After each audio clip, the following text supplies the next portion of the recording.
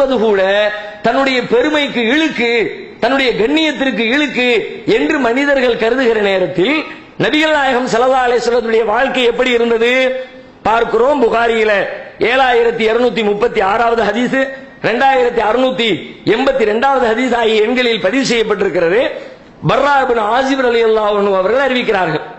அவர்கள் சொல்கிறார்கள், ரஅய்து ரசூலல்லாஹி ஸல்லல்லாஹு அலைஹி வஸல்லம் யௌமல் அஹஸாபி, அகழ் போருடைய நாளில், குழிய வெட்டி ஒரு போர் நடத்தினாங்கல்ல, ஹந்தக் யுத்தம்னு சொல்லிட்டு மதீனாவை சுற்றிலும் ஒரு பெரிய அகழி தோண்டி, அந்த அகழ் போருடைய நாளில் நபிகள் நாயகம் ஸல்லல்லாஹு அலைஹி வஸல்லம் அவர்களை நான் கண்டேன். என்குலு துராப் வகத் வாரத் துராபு பயால பத்னிஹி, நபி ஸல்லல்லாஹு அலைஹி வஸல்லம் அவர்கள் மண்ணை சுமந்து சென்றதை நான் கண்டேன். மண்ணை அள்ளி அள்ளி வெட்டி வெட்டி கொண்டு போய் குமிக்கிறாங்க. எல்லாரும் வேலை செய்யறாங்க. ரசூலுல்லாஹ் என்ன செய்யலாம்? தூரத்துல ஒரு சேரை போட்டு உட்கார்ந்து ஒரு கொடையை பிடிச்சுக்கிட்டு, நீ தள்ளிட்டு போ, இங்க ஒன்று தள்ளு, ஏப்பா மண் வெட்டி வச்சு இங்க தள்ளு, அத அப்படி சொல்லிக்கிட்டு இருக்காங்க ரசூலுல்லாஹ். அந்த வேலையை தான் எல்லாரும் செய்வார்கள். தலைவர்களாக இருக்கிறவர்கள் நம்மளே நின்று களத்துல நின்று வேலை செஞ்சா கதைக்கு ஆகாது, கொஞ்ச நேரத்தில் நம்ம டயர்ட் ஆயிருவோம் அப்படின்னு ஒரு காரணத்தை வேற சொல்லிடுவோம். நிறைய வேலை வாங்க வேண்டியது இருக்கா, நமக்கு நிறைய வேலை இருக்குது, நம்மளே இறங்கி நின்று வேலையை செஞ்சோம்னா கடைசியில் டயர்ட் ஆயிரும், வேலையெல்லாம் கெட்டு போயிடும். கண்காணிக்க வேண்டிய பொறுப்பு முக்கியமான பொறுப்பு. அதனால எல்லா வேலை செய்யறாங்க, பார்த்துக்கிட்டே இருக்கிறது மட்டும்தான் பார்ப்பாங்க. நபிகள் நாயகம் ஸல்லல்லாஹு அலைஹி வஸல்லம் அவர்கள் அனைவருக்கும் வழிகாட்டுகிற, திட்டங்களை வகுத்து கொடுக்கிற, அனைத்து வேலைகளையும் கண்காணிக்கின்ற பொறுப்பு இருந்தாலும் கூட நபிகள் நாயகம் அவர்களும் மக்களோடு மக்களாக சேர்ந்து மண் சட்டியை தூக்கி சுமக்கிறார்கள். சொல்லுகிறார் பர்ரா இப்னு ஆசிப் சொல்லுகிறார், மண்ணை தூக்கி சுமந்து சுமந்து சுமந்து நபிகளாருடைய மேனியிலே புழுதி படர்ந்தது. எப்படி புழுதி என்றால் அவர்களுடைய வயிற்றின் வெண்மையை புழுதியே மறைத்து விட்டது.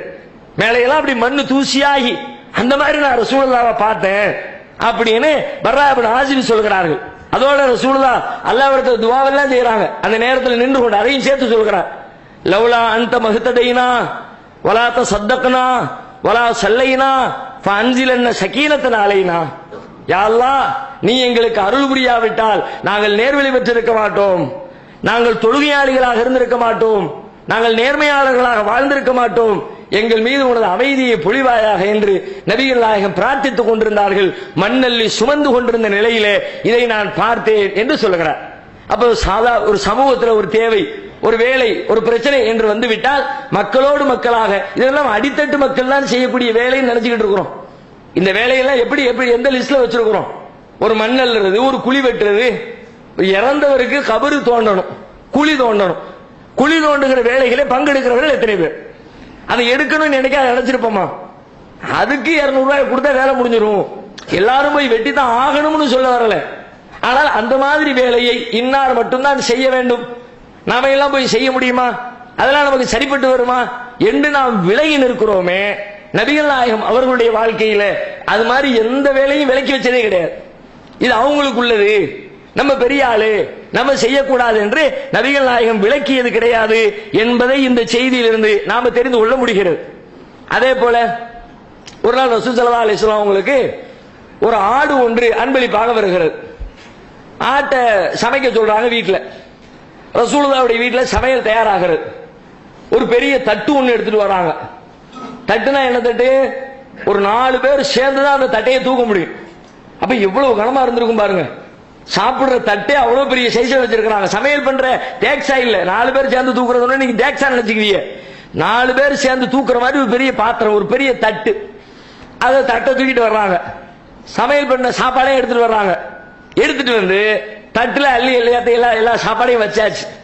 சமைக்கப்பட்ட உணவு நபிகளாருக்கு முன்னாடி கொண்டு வந்து வைக்கப்பட்டுருச்சு. ரசூலுல்லாஹ் தகவல் சொல்லி விடுறாங்க. திண்ணை தோழர்கள்லாம் இருப்பாங்கல்ல, எல்லாரும் சாப்பிட வாங்க, விருந்துக்கு அழைக்கப்படுகிறார்கள். வர்றாங்க. ரசூலுல்லாஹ் தட்டுக்கு முன்னாடி உட்கார்ந்து இருக்கிறாங்க சாப்பிடுறதுக்காக. ஆட்கள் வர வர வர வர ஒரு குறிப்பிட்ட நேரத்துக்கு பிறகு எண்ணிக்கை கூடிடுச்சு. எண்ணிக்கை எத்தனைன்னு வரல ஹதீஸ்ல, ஆனா எண்ணிக்கை கூடிடுச்சு. விசாலமா உட்கார்ந்து இருக்க முடியல. சம்பளம் போட்டு உட்கார்ந்து இருக்கும் பொழுது ஒரு 10 பேர் உட்காரலாம்னா, அதே 10, 12, 15, 20 எண்ணிக்கை கூடும் பொழுது ஒரே மாதிரி உட்கார முடியல. காலை சுருக்கிக்கிட்டே இருக்கிறாங்க. ஒரு கட்டத்தில் ரசூலுல்லாஹ் காலை மண்டி போட்டு உட்கார்ந்துக்கிட்டு சாப்பிட ஆரம்பிக்கிறாங்க. சாப்பிடும் போது மண்டி போட்டு உட்கார்ந்து சாப்பிடுறது ஈஸியா இருக்குமா? கண்டிப்பா இருக்காது. நல்ல சமணம் போட்டு உட்கார்ந்து சாப்பிடணும். பெரிய தொந்தியா இருந்துச்சுன்னா டேபிள் தூக்கி வச்சு அதுக்கு மேல வச்சு சாப்பிடணும், அப்பதான் வசதியா இருக்கும். அது ரசூலுல்லாஹ்வுக்கு முன்னாடி தட்டு இருக்குது, தட்டை சுத்தி ஆட்கள் உட்கார்ந்து இருக்கிறாங்க. ஆட்களுக்காக நெருங்கி நெருங்கி நெருங்கி நெருங்கி கடைசியில மண்டி போட்டு உட்கார்ந்துட்டாங்க ரசூலுல்லாஹ். ஒரு கிராமத்துக்காரர் அப்ப வந்திருக்கிறார். அப்ப பார்க்க ஒரு கிராமவாசி அந்த சபைக்கு வந்திருக்கிறார். அவர் கேட்கிறாரு, மாஹாதிஹில் ஜில்சா, என்ன இது இப்படி உட்கார்ந்துருக்கிறிய? ஒரு பெரிய தலைவர் உட்கார ஸ்டைலா இது? எல்லாத்தையும் தள்ளி விட்டுவிட்டு தனியா ஜம்முன்னு உட்காருவீங்களா? அதை விட்டு எல்லாரையும் மாதிரி எல்லாத்துக்கும் ஒட்டிக்கிட்டு இப்படி நெருங்கி போய் காலை கையை எல்லாத்தையும் மடக்கிக்கிட்டு எல்லாத்துக்கும் இடம் கொடுத்துக்கிட்டு அப்படிங்கிற மாதிரி அவர் நினைக்கிறார். அவர் கேட்கிறார், மாஹாதிஹில் ஜில்சா, என்ன இது இருக்கை, என்ன இப்படி உட்கார்ந்து இருக்கிறீங்க? அப்ப நபி ஸல்லல்லாஹு அலைஹி வஸல்லம் பதில் சொல்றாங்க, இன்னல்லாஹ ஜஅலனி அபுதன் கரீமா வலம் யஜஅல்னி ஜப்பாரன் அனீதா. அல்லாஹ் என்னை பெருந்தன்மை மிக்க ஒரு அடியானாகத்தான் ஆக்கி இருக்கிறான்.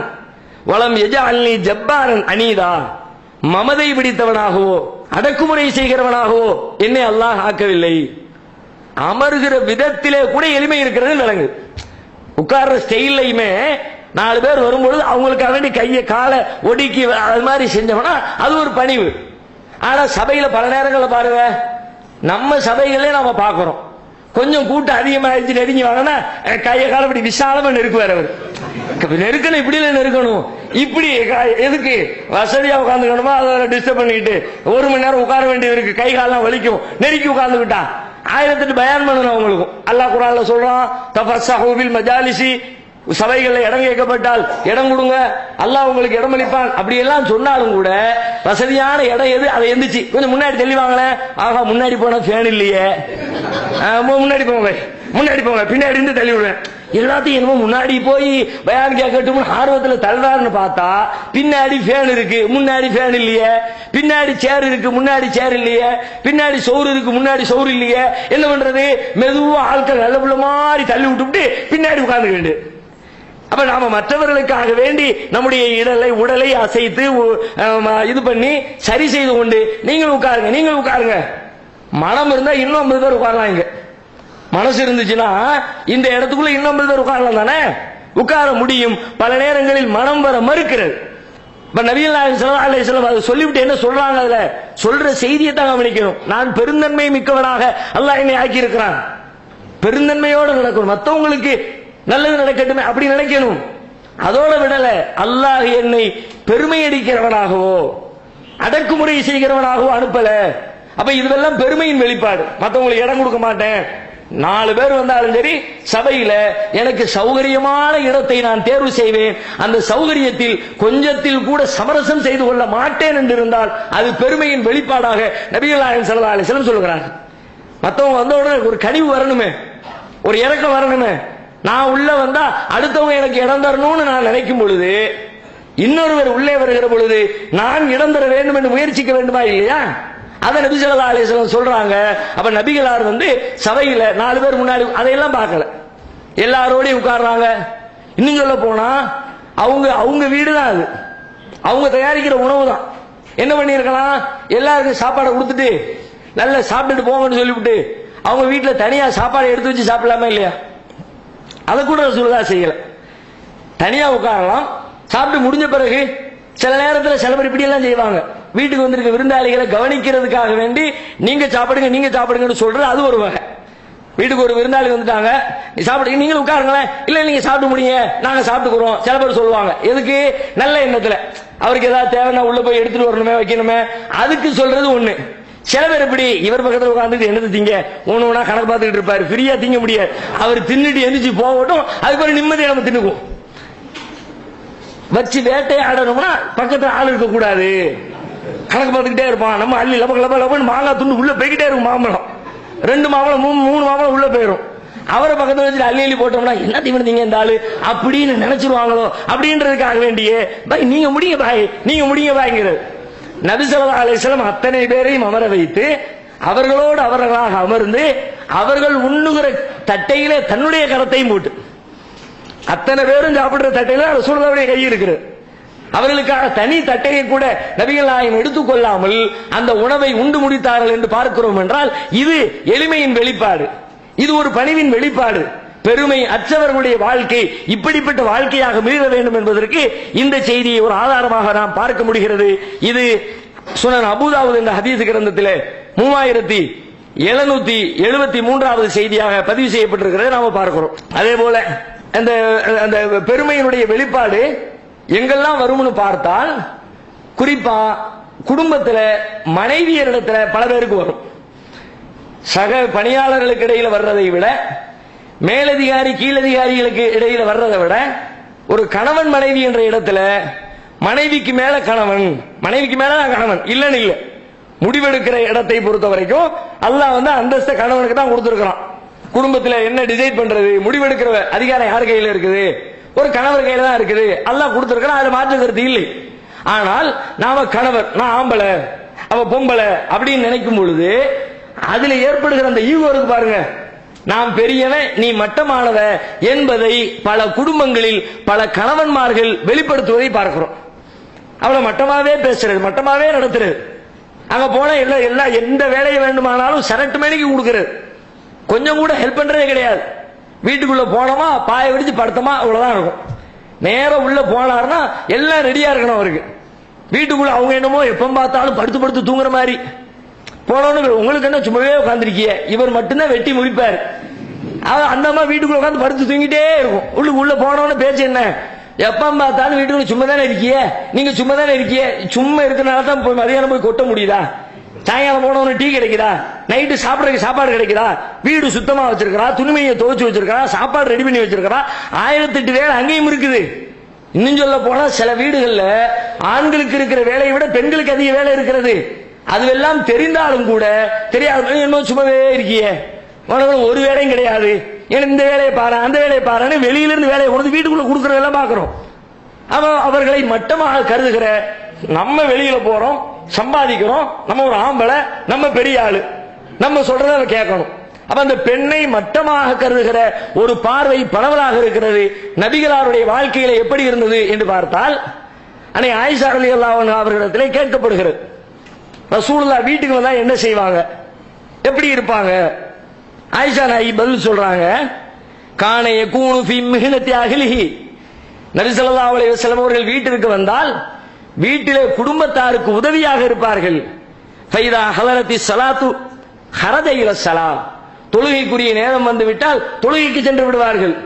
மற்ற நேரத்தில் வீட்டில் இருந்தா வீட்டில் எங்களுக்கு ஒத்தாசையா இருப்பாங்க, உதவிகள் செய்வாங்க. புகாரியில 676வது செய்தியாக இது பதிவு செய்யப்பட்டிருக்கிறது. அதே போல அகமதுல இன்னொரு அறிவிப்பிலே வருகிறது, யக்ஸிஃபு நகலஹு வ யகீது ஸௌபஹு வ யஅமலு ஃபீ பைத்திஹி கமா யஅமலு அஹதுக்கும் ஃபீ பைத்திஹி. ரசூலுல்லாஹ் வீட்டுக்கு வந்தால் பிஞ்ச செருப்பு கிடைந்தால் அந்த பிஞ்ச செருப்பை தைப்பார்கள், கிழிந்த துணிகளை தைப்பார்கள். உங்களில் ஒருவர் தன்னுடைய வீட்டில் என்னென்ன வேலைகளை எல்லாம் செய்வாரோ அது போன்ற வேலைகள் அனைத்தையும் நபிகள் நாயகம் ஸல்லல்லாஹு அலைஹி வஸல்லம் அவர்கள் தம்முடைய வீட்டிலே மேற்கொள்வார்கள். வீட்டுக்குள்ள போனா வீட்டில் உள்ளவங்களுக்கு ஒத்தாசை பண்ணுங்க, அவங்களுக்கு சின்ன சின்ன வேலைகளை செய்யுங்க. வீடு குப்பையா இருக்குதுன்னா கூப்பிட்டு ஆர்டர் பண்ற வேலையோட சரி, குப்பையா கிடக்கு தூருமா அவ்வளவுதான். இவன் அவன் வேலை பார்த்துட்டு இருக்காள, சமையல்ல நிக்கிறாள, அரிசி எல்லாம் அடுப்புல கிடக்குற, நம்ம சும்மா தானே உட்கார்ந்துருக்கோம், டிவி பார்த்துக்கிட்டு இருக்கிறோம், நம்ம எடுத்து பெருக்கோம், அது பெருக்க கூடாது. நம்ம பெருக்கணும், நம்ம ஆம்பளை நம்ம கேட்டுருவோம்ல 4 பேர், என்ன பொம்பளை மாதிரி வேலை பார்க்கிற, ஒரு துணி துவைக்கிறதுக்கு எத்தனை படுற பாடு இருக்குது. சுபஹானல்லாஹ், பல வீடுகள்ல பாருங்க, ஒரு நேரம் துணியை களைஞ்சு போட்டுட்டு அந்த துணியை துவைச்சு காய போட்டு அயன் பண்ணி மடிச்சு வைக்கணும்னா ஆம்பளைங்களுக்கு அவ்வளவுதான். வெளியில ஒரு பொது இடத்துல போய் தன்னுடைய துணியை துவைப்பதற்கு பல ஆண்கள் வெக்கப்படுகிறார்கள். என்னங்கன்னு கேட்டு, ஒரு மாசத்துக்கு துணியை தூக்கிட்டு வர்றாங்க பேக்ல, ஒரு மாசம் டூர் வர்றாரு, 30 நாள் ட்ரெஸ் வச்சிருக்காரு. 30 ட்ரெஸ், அப்பா 4 ட்ரெஸ் கொண்டு வந்தா போதாதா? ஒரு நாள் போட்டோமா துவைச்சோமா, திரும்ப மறுநாள் போட்டோமா காய வச்சோமா போட வேண்டியதானே. 30 ட்ரெஸ் எடுத்து எல்லாம் முடிஞ்சு அழுக்கு முட்டையை கட்டிக்கிட்டு வீட்டுக்கு வரும்போது அழுக்கு முட்டையை கொண்டு உள்ள போட வேண்டியது. அப்ப பொஞ்சாதிக்கு எவ்வளவு சந்தோஷமா இருக்கும், நம்ம புரிச்சேன் அழுக்க கொண்டு வந்து தள்ளுதாரா அப்படின்னு. என்னமோ மூட்டை மூட்டையா தங்கத்தையும் வெள்ளியும் கொண்டு போய் தள்ளுறது மாதிரி. 20 நாள் 15 நாள் வெளியூர் போனா 15 நாளைக்கு தேவைப்படுற ட்ரெஸ் அயன் பண்ணி எடுத்து வச்சிடணும். 15 நாளும் போட்டு போட்டு போட்டு அழுக்காக்கி, அதுல இன்னும் என்ன பாத்தீங்கன்னா, போடும் பொழுது இவரே துவைக்கிற ஆளா இருந்தா அதுக்கு தகுந்த மாதிரி ட்ரெஸ் அழுக்காக்குவார். நீங்க பாருங்களேன், சேர் போட்டிருப்பாங்க, மலம் சில பேர் வந்து உட்காருவாங்க. சில பேர் சேர பார்த்துட்டு அப்படி தொட்டு பார்த்துட்டு பேப்பர் எடுத்துட்டு துணி எடுத்து துவைச்சிட்டு இருப்பாங்க. அதை வச்சே கணிச்சிடலாம் பார்ட்டி வீட்டுல துவைக்கிறாரு. ஆம்பளைங்க பொது இடத்துல போய் தன்னுடைய துணியை துவைக்கிறதுக்கு வெக்கப்படுறோம். ரசூலுல்லாஹ் என்ன செஞ்சாங்க? வீட்டுக்கு போனா வீட்டுல உள்ளவங்களுக்கு ஹெல்ப் பண்ணுவாங்க. செருப்பை தப்பாங்க, துணியை தப்பாங்க, கிழிஞ்சு போன துணியை தப்பாங்க. இன்னும் சொல்ல போனால் நம்முடைய சமூக அமைப்பு கூட ஒரு வகையில அதுக்கு காரணம் நான் நினைக்கிறேன். சமூகத்தில் சின்ன வயசுல இருந்தே அது பொம்பளை பண்ற பாக்குற வேலை.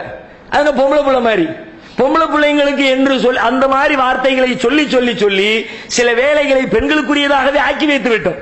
அதனுடைய வெளிப்பாடு திருமணத்திற்கு பிறகு அது அப்படியே தொடர்கிறது. ரசூலுல்லாஹ் அதே அந்த பாரபட்சமே இல்லை. அவள் மனைவி, அவள் ஒரு பெண், அவளுக்கு பலகீனம் இருக்கிறது, இயலாமை இருக்கிறது.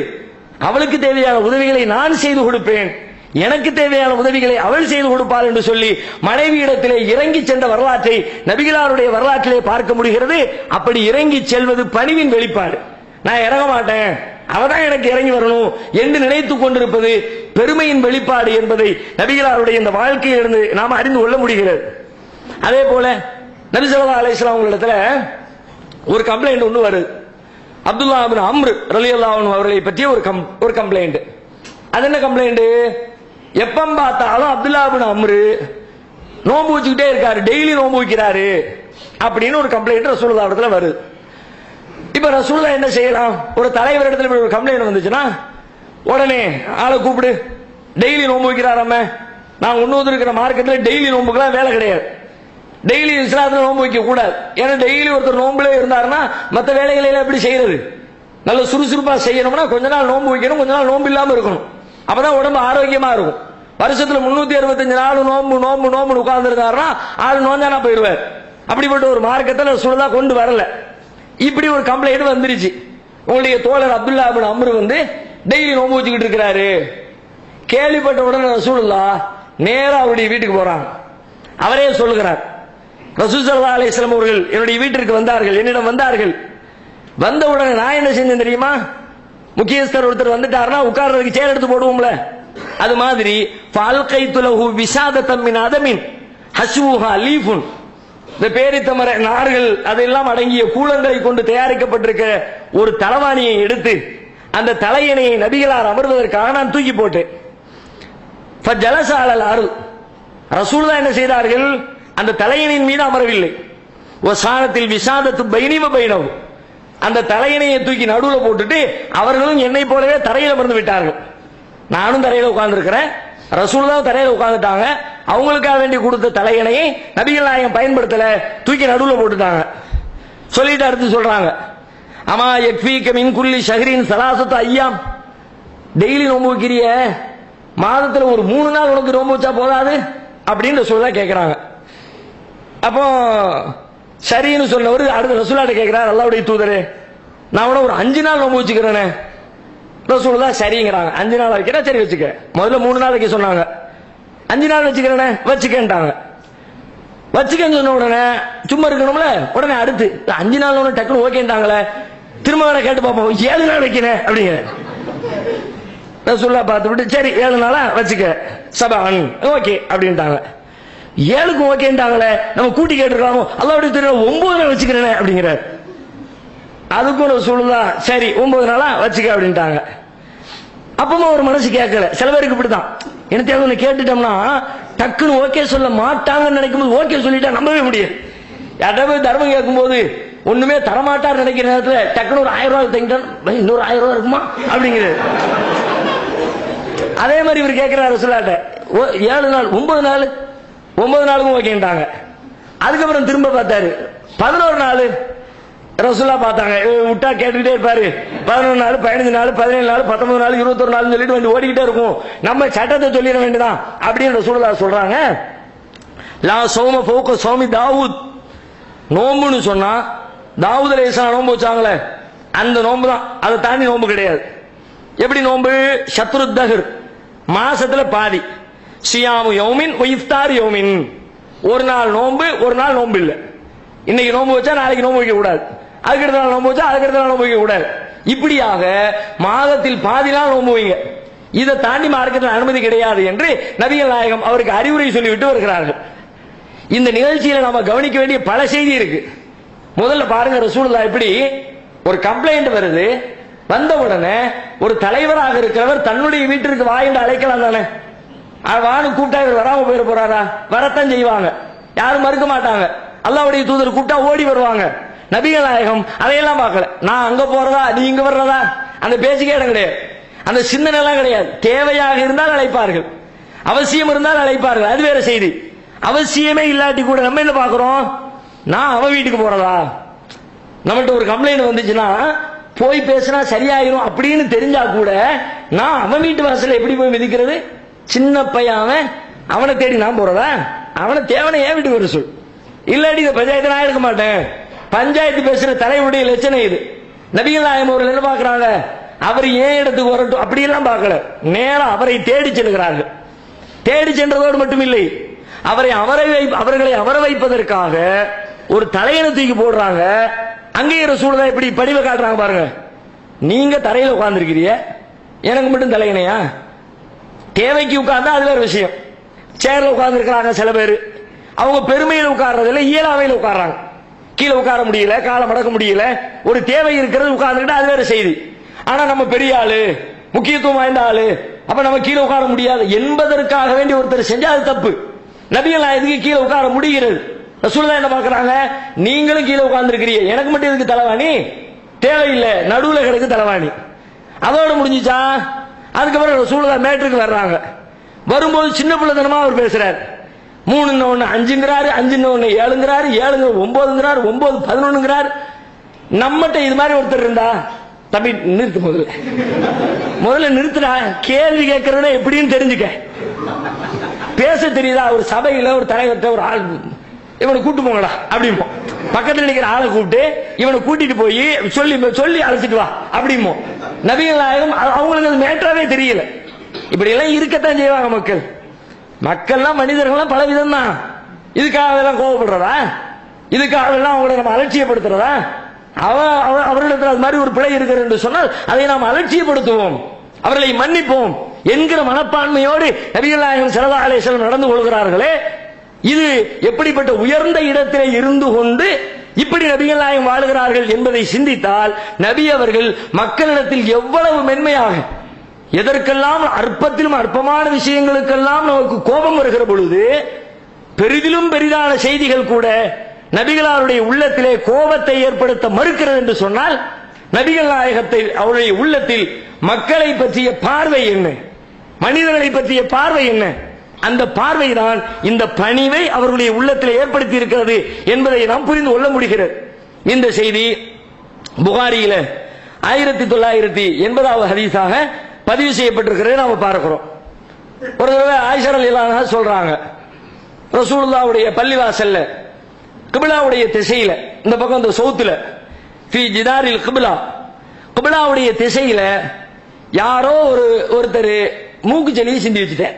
இப்பவும் சில பள்ளிவாசலுக்கு போனீங்கன்னு வச்சுக்குவோம், சைடு ஜன்னல்லாம் இருக்குல்ல, நம்ம ஜன்னல்லாம் கண்ணாடி விட்டு க்ளோஸ் பண்ணிட்டதுனால பிரச்சனை இல்லை, சேஃப்டியா இருக்கு. இல்லாட்டி இங்க நின்றுகிட்டு அங்க சுடுவார் துப்பாக்கி சுடு. அது இங்க இருந்து டிராவல் பண்ணி போற வழியிலேயே கம்பியில கிராஸ் ஆகுமா, முடிஞ்சு போச்சு. பார்க்கறதுக்கே கன்றாவியா இருக்கும். அங்கங்க பெரிய பெரிய தூணை நிப்பாட்டி வச்ச மாதிரி அருவருப்பான காட்சிகளாக தெரியும். இது பரவலாகவே பல பேரிடத்துல இருக்கிறது.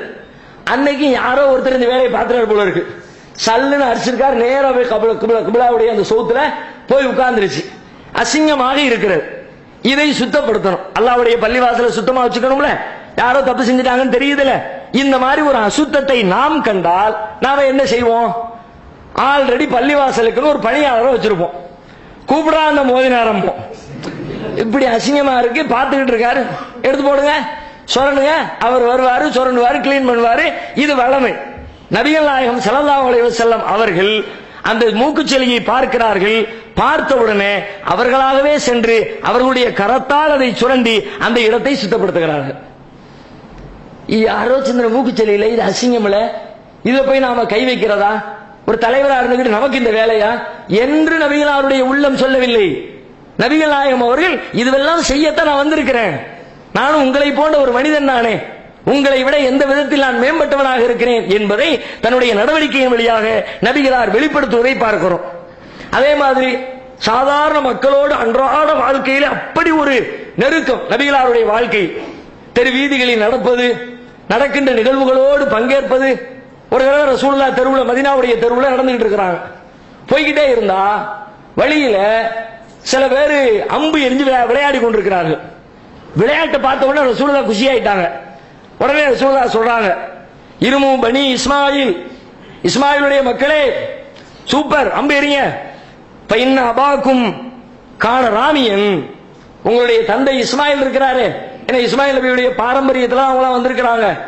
அதனால ரசூலுல்லாஹ் சொல்றாங்க, பைன்ன அபாக்கும், உங்களுடைய தந்தை இருக்கிறாரு இஸ்மாயில், அவர் மிகப்பெரிய அம்பு எறியக்கூடிய அதுல கை தேர்ந்தவராக இருந்தார், நீங்களும் அது மாதிரி அம்பு எறியுங்க சொல்லிட்டு உடனே ரெண்டு பேர் ரெண்டு டீமா நின்று விளையாண்டு நிக்கிறாங்க. அம்பு எரிஞ்சு போட்டி நடந்துகிட்டு இருக்கு.